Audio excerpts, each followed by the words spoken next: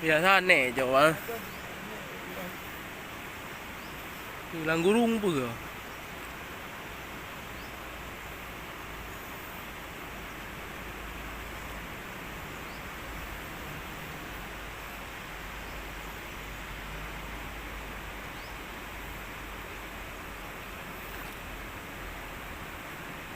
Nek beci.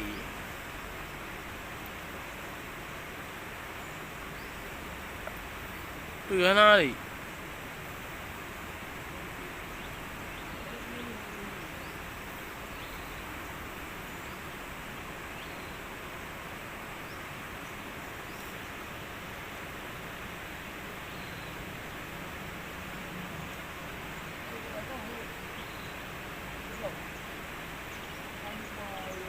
Alah kayak tu.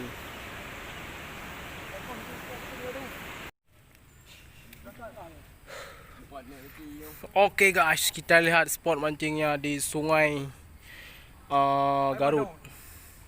Sungai Garut ini banyak biawak di sini guys. Tengok ni biawaknya.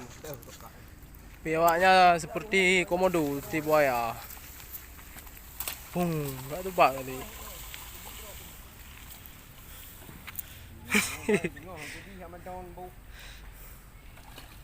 Spot yang luar biasa. Target ikan gabus babon.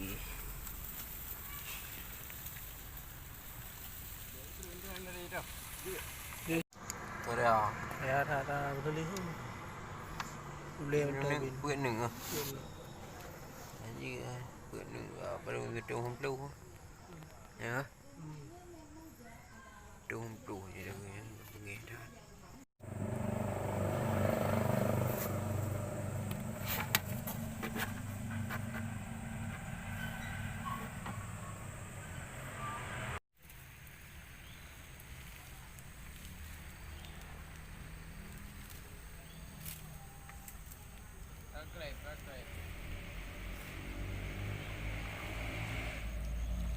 Pasang tajur gabus.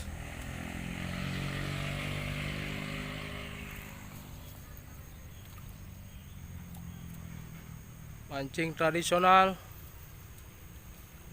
Tajur gabus pakai umpan kodok.